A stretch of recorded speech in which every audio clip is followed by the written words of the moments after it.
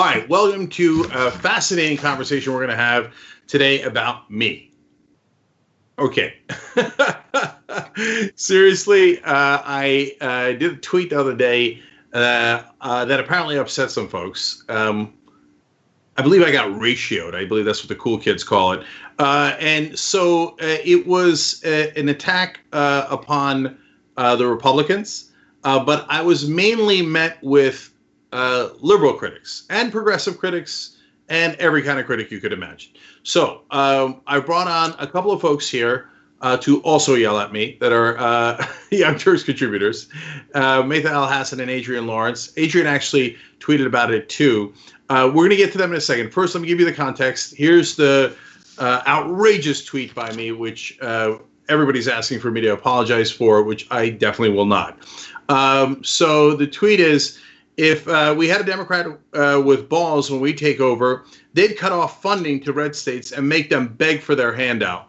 Almost all of them are average, miserable failures who on average take more from the federal government and are miserable failures led by Republicans was the gist of that.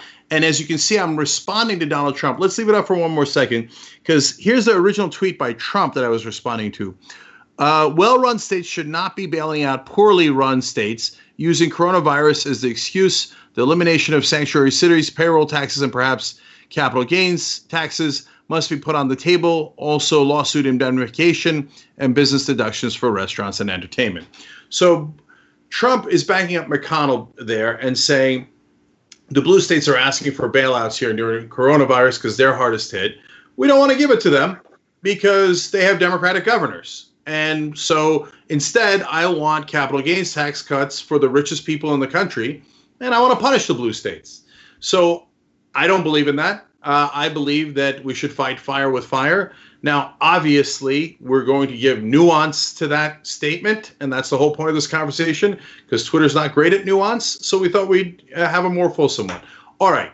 Now, let me read Emma and Adrienne's tweets and then bring Adrienne in to speak for herself. So Emma wrote in, and this is a TYT contributor, and that's how we roll here. We are allowed to disagree.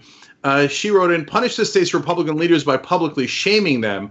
Don't cut off funds for poor people in red states who need the government assistance. Their social safety net is already threadbare as it is. And even strategically, this would be weaponized mercilessly by the right. I actually don't care about that. I'll get to that in a second.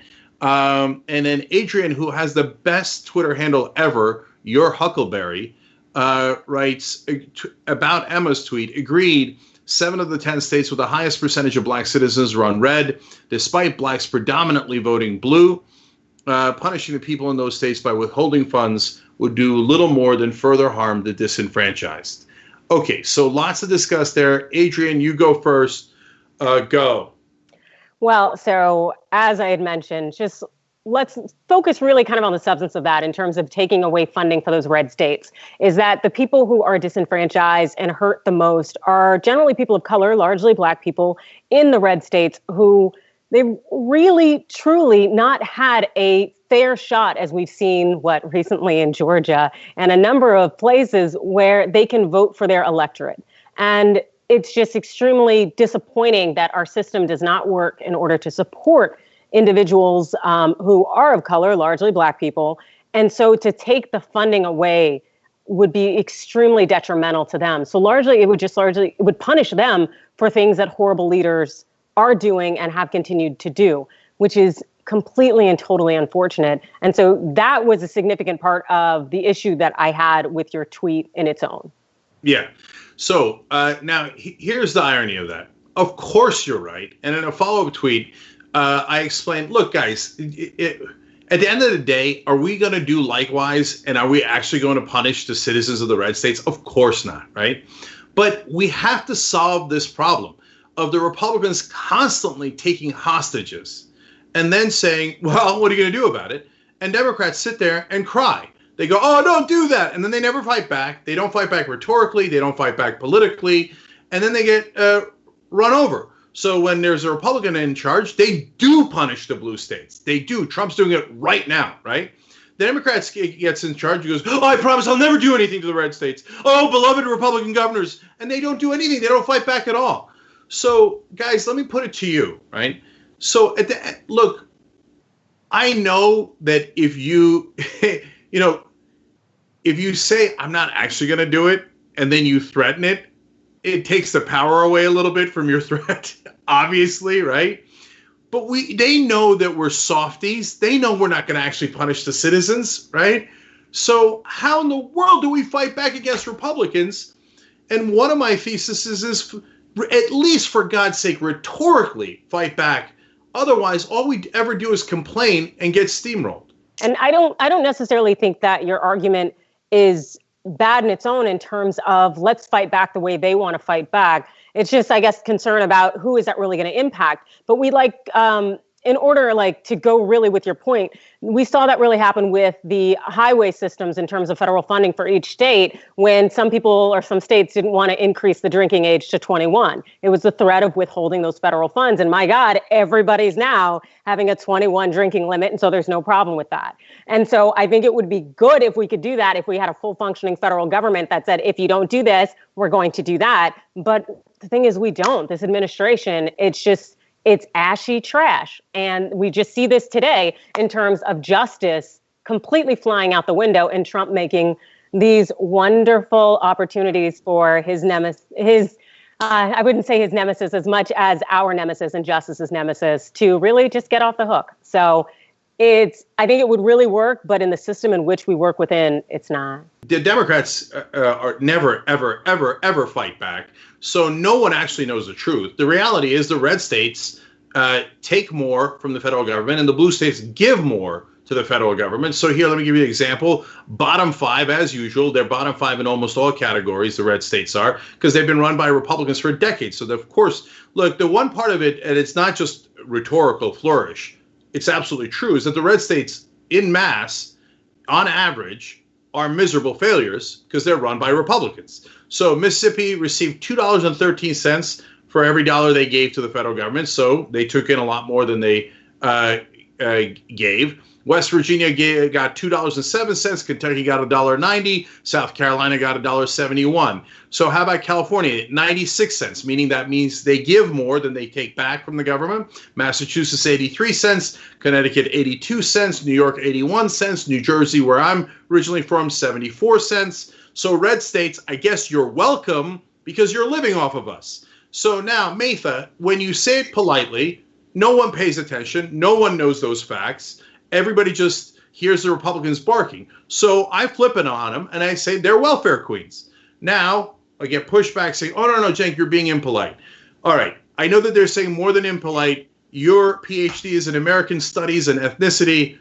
So go ahead. Tell me what's wrong. So basically, in response to your tweet, sometimes it would take a semester to break down everything that is within it. And of course, we are all in California. So we make up more than 80% of the GDP of this country. So we know how the rest of the country is living on the wealth and fortune of what California generates. We understand that. But what I think you're doing, or you did in those tweets that was, I hate to use the word triggering, but was dredging up a certain racist, misogynistic, classist rhetoric within this country's history, is that there was a conflation of something called the culture wars and what you're saying in terms of political strategy. And that also, what it unfortunately does is it does detract. It does take away from the argument that you are making. So when you use something that, no, I'm going to go into it. I'm going to go into it for a second. So I know you're trying to flip it, and that's one of the tweets that you were talking about. But the problem is that the term welfare queen, I just want to go into a little bit of the history. It's such a blatant dog whistle. It was something that emerged in 1974. Chicago Tribune found this case of this woman named Linda Taylor, who they said allegedly was making $150,000 off of welfare every single year under 80 different aliases. And then who picked up that story? So that story was labeled The Queen. And they showed images of her in fur coats, in Cadillacs. That story was picked up by Ronald Reagan in 1976 when he debuted his presidential campaign in New Hampshire. That audience in New Hampshire is, as we've discovered, pretty white, and the economic disparity isn't as rampant as in different states. So he tried to use this story. He didn't even use the term welfare queen because he didn't need to. It was already embedded in the psychological consciousness of people who have a repugnance for poor people in America and a repugnance for poor Black mothers. And this is a longer history too that doesn't even start in 1970s. It goes further back in the way that Black women were derided, were silenced, were marginalized for allegedly cheating a system that implicated them as criminals from jump. And I think so. I just want to just say one more thing, which is that to feed into this dog whistle, even if we try to flip it, is still perpetuating this narrative system that believes or imagines, when they hear that word, the criminalization of Black people, and also thinks about the undeservingness of poor people at the same time. Yeah. And of course, all those categories intersect. And I think what you're hitting at the heart of is not just Black single mothers, but this part of free market fundamentalism that is obsessed with how poor people are cheating the system. Yeah. And to say that the red states are the ones cheating the system, we all know, and we've said this extensively on the Young Turks, that it is corporations, it is CEOs, it is these capitalist cronies that are in it with this kleptocracy that are cheating the system. And, you know, Robert Reich, who was a secretary during Clinton, he's had this amazing tweet about Monty Bennett, who got $96 billion in federal bailouts for his hotel empire. And lo and behold, he gave $50,000 to the Trump reelection committee. So where is our fight back? It's to fight back against that system. And So look, on all the facts, you're absolutely right. And I'm perfectly aware of that history. I'll add to it. Reagan also, the 76 election you're referring to, obviously he lost the primary, but in 80 he came back and won. And he launched his candidacy in Philadelphia, Mississippi, a town that has no significance other than the killing of civil rights workers in that town. And he did not call it out as something to be, derided. He seemed to have gone there to celebrate it. So Reagan fully embraced racist ideology, so did the Republican Party. It was called the Southern Strategy. They definitely put welfare queen out there. It was definitely racist. So the reason I flip it on him is because everybody knows welfare queen. And so when we say kleptocracy, I got to be honest with you, we lose 98% of Americans. They don't know what that means, okay? They know what welfare queen means, or they think they know what it means. And so when I flip it and I say, wait a minute, if we're talking about handouts, because you just said the blue states take handouts, well, that's a lie. I've now got your attention when I use the word welfare queen. And now let's talk about, well, the red states do take handouts. And as progressives, look, we're not against the poor. We're for the poor and the middle class. So Kentucky, if you want to say to us, we need your mercy, we will give you that mercy. But I need you to say it, because I can't have you going around pretending you're better than us and that we take money from you. I can't have your elected representatives shaming people in blue states as we finance you in the red states. So let's have a real conversation about what's happening in America.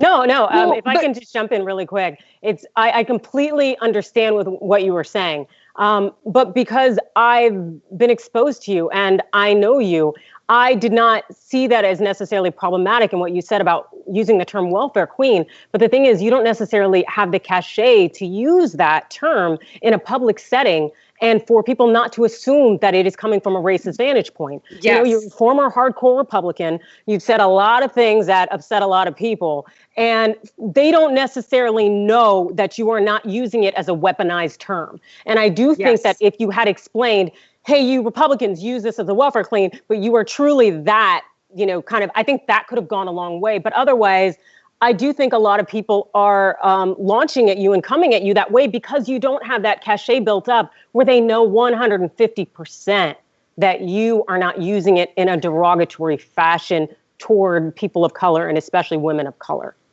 Yes. So somebody like Dream Hampton, who did Surviving R. Kelly, she famously talked about Mike Ilitch, he now passed away, owned Red Wings, other sports teams.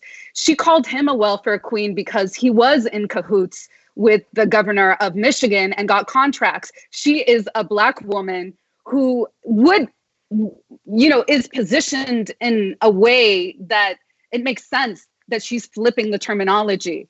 And again, like, context matters. And also the use of culture wars language matters because it's had such devastating effects when it comes from people who are not from that group. Yeah. So guys, it's a real question, and that's a good question. So I partly agree, partly disagree. So the part I agree with is you guys are absolutely right. Not everybody on Twitter knows me, right? Yeah. So, and they don't watch the Young Turks. So a lot of them have no idea where I'm coming from. So for all they know, I'm not a progressive. And by the way, if you read the New York Times or LA Times or CNN, you'd think I was a right-wing radical. The way that they frame me. Now, all that has been lies, or at least 3/4 of it has been lies. Adrienne's right. I did used to be a Republican 20 years ago, and I did say bad things back then. So you're right that they don't know me, so I have to be theoretically more careful on the language. On the other hand, so there's excellent reason why you cannot use things like the N-word or name any derogatory word that is super loaded, etc., if you're not of that race. But how far does that go? It's a legitimate intellectual question.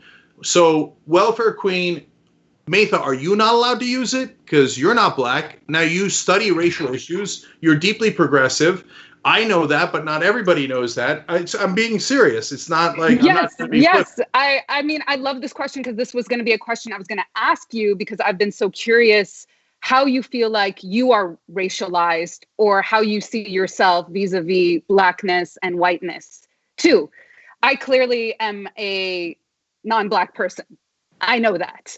And so for me, I think about questions of what does it mean as a professor for me to introduce conversations about what happened to Black folks, Black radical history, Black freedom struggle in a class where that's not my background. And what I do is I try to contextualize that for my students, because otherwise, again, and this is Adrienne's point, what does it mean to add context to your arguments? It means that you are disrupting the kind of culture wars conversation that emerges in reaction to not knowing context. And again, we know Twitter is not nuanced. Twitter is a place that added a thread. And so now we think we have a little bit more expanded conversations between each other, but we don't know how you see yourself racially and vis-a-vis how other folks have racialized you either. And I think that's an important part of the conversation that we rarely have on television. I don't think I've actually heard people who might be considered brown think about this out loud in a conversation like this. Well, that's why we do the Young Turks, because we do talk about these things out loud, and here we are. So, and I love that you guys are on to talk about it. So for me, it's a fascinating question because Turks are everything and nothing. We're from the center of the world, literally. We are originally Asian. I was born in Europe, and I was born and grew up Muslim. If you look at me, my complexion is brown. The right wing calls me racist terms with the word brown in it. I've been called a Muslim apologist, but I've also been called anti-Muslim. So, so what am I? In a sense, I'm everything and nothing, but am I brown? Of course. I mean, you just look at me, right? So, and but what's super interesting is how does society react to me? And yes. When I was growing up, society saw me as white. Interesting. Now society sees me as brown. Yeah. And that is super interesting. So just really quickly, I look pretty light. I'm kind of golden tan if you look at the descriptions of the makeup that I put on my face. But I'm the darkest person on both sides of my family. Syrians have been racialized as the white Arabs in the Arab world, quote unquote, or in the Arab diaspora. So I've never passed for white ever since I was a child. And that's informed how and why I've seen so much of how I experience America through the story of how the Black freedom struggle narrates the history of America. And I'm not saying that I experience it like a Black person, but I experience it as somebody who is an outsider to what white supremacy or the white dominant narrative is. And so it's been interesting for me to be in these spaces and then forming anti-racism groups within the Muslim community to deal with brown anti-Blackness, because this is something else that we rarely talk about, is the issue of anti-Blackness in people of color communities.